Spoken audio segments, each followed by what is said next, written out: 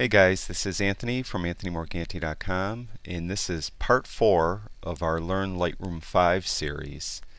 In part 1, we processed this photograph in the Develop module of Lightroom 5, and I showed you these controls where you could process the photograph.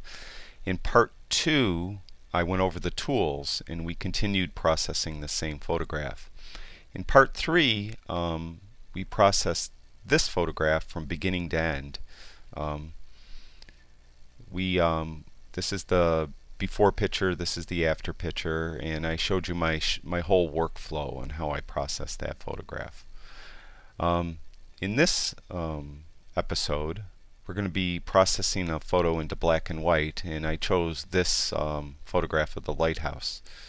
And I'm going to show you my entire workflow on how I would process this photograph. First things I would do, the horizon's a little crooked, and as you can see, it's a little bit of a curve in it from my lens. So I go to lens corrections right away, and enable profile corrections, remove chromatic aberration, and then I'll hit auto, and auto should straighten it, and yeah, it did, and it made the verticals vertical and the horizontals horizontal. So that's fine. We're done with that panel. Next thing I do, I go right into the basic panel, and I do what I do to every photograph. I go right to highlights and I turn it all the way down, and I go to the shadows and I turn those all the way up. Next, if I wanted, I would put a graduated filter in here, which is this control right here. But I'm not going to do it in this photograph because the lighthouse is here, and I don't want the graduated filter to affect the lighthouse. So I'm going to deal with the sky in a different way a little later.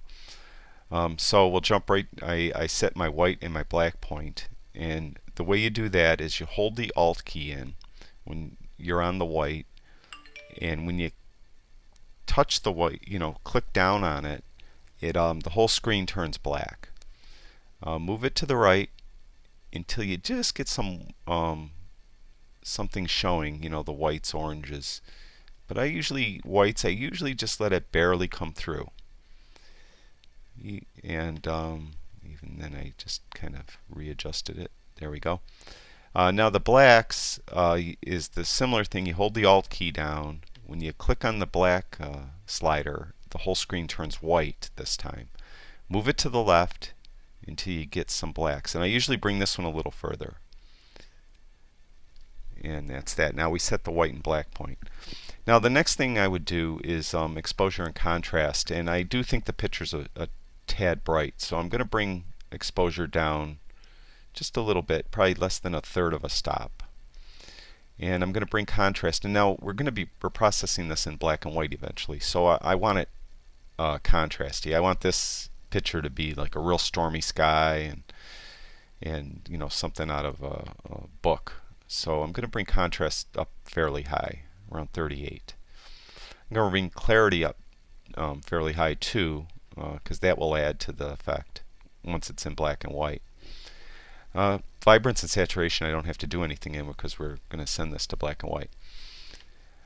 Now how we're going to do that is we go to this panel right here. It's the HSL color and black and white panel, and we simply just click on the black and white, and it turns the photograph into black and white. Now you'll see these colors here, and what you're actually doing when you slide these is, if you're, for instance, it's easier if I show you. We know there's blue in the sky. If I take the blue and I make it darker, you can see how it's making the sky darker. And that's what I want. I want the sky a little more dramatic, so I'm going to bring the blue slider pretty far down. I don't want anything to be absolute black in the sky though, so right about there is good. Now the other ones in this photo, if you had something you knew you had a red flower or something, when you adjusted red it would do something, but in this photograph it's not as clear cut outside of the blue. So we'll just try them out. Move red to the right, move red to the left. The only thing I really see affecting is this sign here. And so I'm not going to mess with it, so double click on it and it puts it right back where it was. Orange, move to the right, and I see it's brightening up this area here, and I kind of like that. See? So we're going to brighten that up by moving the orange slider to the right. Yellow is probably going to do that same area, I would imagine, because usually yellows and oranges are together. And it is, so I'm going to bring that up a little bit. Green, I'm not sure there's much green in here. Move it around. I see a little bit happening in the water in the foreground and on the face of the lighthouse. So I'll bring it up a little, brighten those up a little bit. Aqua should probably affect a little bit more like we did with the blue, and it does. So I'll bring that up a tiny bit. Purple similarly, although maybe not. Yeah, not really much going on there, and I'll leave that alone. And I doubt magenta is going to do anything. No, and it doesn't. Okay, so now we adjusted the black and white mix by adjusting these color sliders. So I'm done with that panel.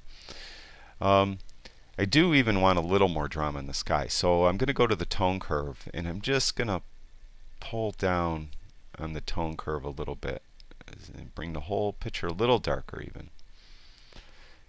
Okay, now it's starting to shape up to more of what I want it to be.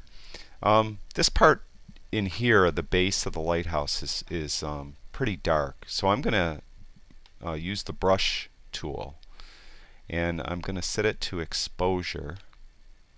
And you can see I have a previous setting on there, and I'm just to reset it, hold the Alt key down. You'll see how this effect turns into reset. Click on it and everything's zeroed out. Now I'm going to bring up the exposure maybe a stop. See what that looks like. And I want auto masking on so that it doesn't bleed as readily into other things, and I want the brush to be feathered because I don't want it to look like a white line. I want it to look more blurred at the edges. Now you use the left bracket key to make it smaller and the right bracket key to make it bigger. So we're going to make it a little smaller, and we're just going to paint on here.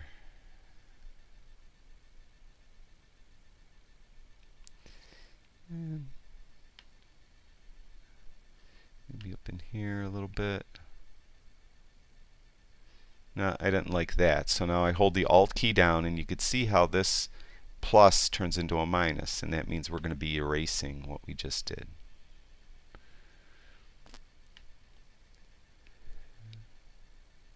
And that's good. I think I like it like that. Maybe a little bit more in there. That's good. Okay, so we're done with that. You could just hit it again and it will close. Or down here it has close. If you messed it all up, you could hit reset. But this, I could turn it on and off to see the effect. There it is off. There it is on. And I kind of like it, so I'm going to leave it. Alright, now the next thing we could do is the detail panel. This is where we sharpen it and get rid of any noise.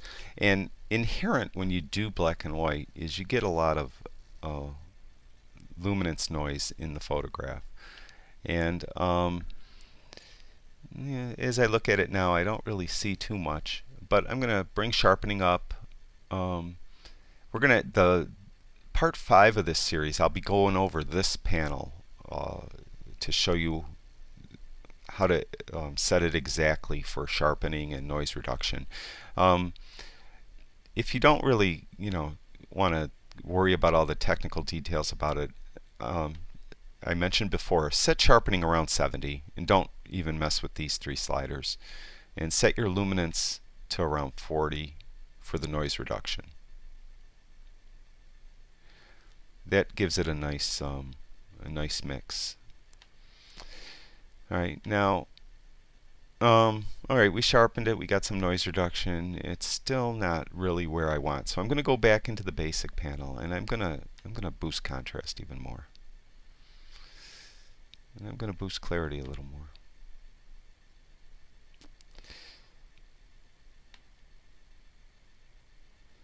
Alright, now it's getting closer. Now the water, in my opinion, is a little too clear, a little too sharp. So I'm going to blur that. Now how I'm going to do that is I'm going to take a brush. We're going to click New. I'm going to reset it by holding the Alt key in and hitting that reset. Then I'm going to I'm going to take clarity, I'm going to turn it all the way down, and I'm going to take sharpness and I'm going to turn that a little down, and I'm going to get a fairly big brush and I'm going to brush on the water. You can see it's blurring it out and taking some of the highlight away from it, which I really didn't care for.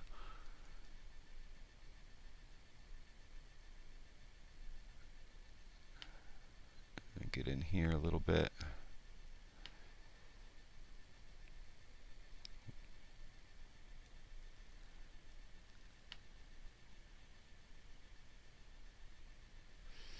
Now, that's pretty good. I like that. Maybe in here a little more.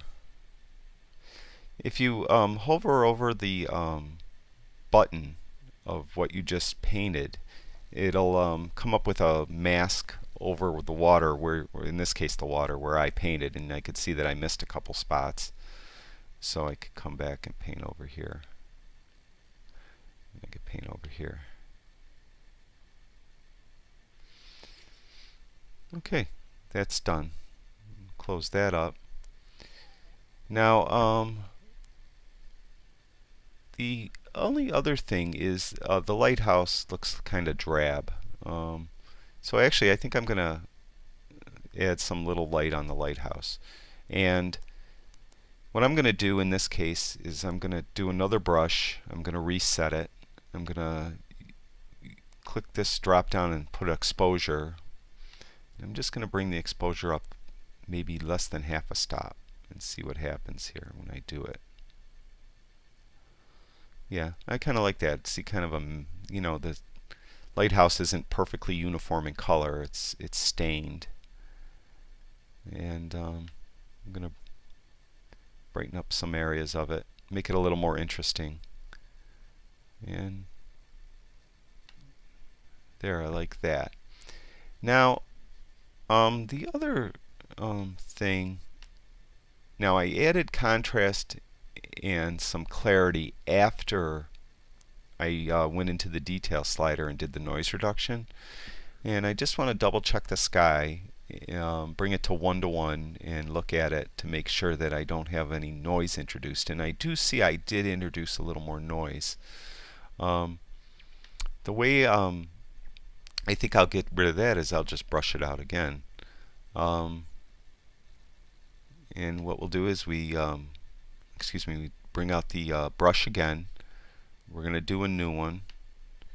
We're going to hit reset again.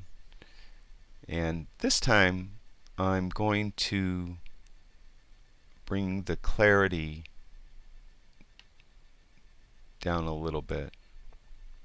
No, actually I think I'll leave clarity alone because I want the really distinct layers of the clouds to show through. But I am going to turn sharpness down and noise down.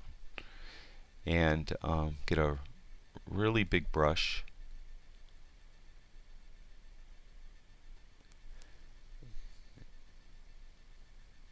And we're just going to paint now on this.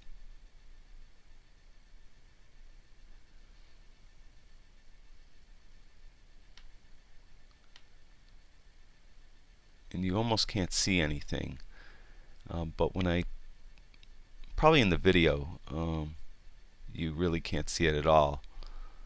But it's taking away some of that pixelated noise, that grainy looking noise that was in there, and making it a little more noise free. But it's not affecting the detail, which is what I was hoping for. Let's see. It's taken a second for my computer to render. And over there it looks like I missed. Okay, that's done as far as I'm concerned.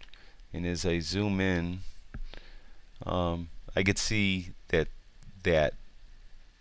grain noise is totally gone now. So I like that. Now the pretty much the picture is finished as far as I'm concerned. I do, as I usually do, I like to add a vignette. I go to the effects, and the very first slider, the amount. If you go to the right, you'll get a white vignette. If you go to the left, you get a dark vignette. And I'd like something about there. And that's it. That's I processed this picture from a color, raw file into this. And if I hit the Y key on my keyboard, I'll get the before picture and the after my processing. And it's to your own taste. I wanted the sky real dramatic, is to look like a storm is rolling in. And as you could see, it was pretty pleasant day actually. But I totally changed the flavor of the photograph by doing that. So that's it. That's how you process a photograph in Lightroom 5 into a black and white. And hit the Y key again, and we'll come back to this. So in part 5 of this series, as I mentioned earlier, I'm just going to deal with this detail panel and show you what all these functions do and how you could adapt it to a photograph to get the optimum sharpening and noise reduction. And until then, thanks for watching. I really appreciate everyone's support. And stop over to anthonymorganti.com. I got some articles over there and more videos, to help you with your photography. Thanks again.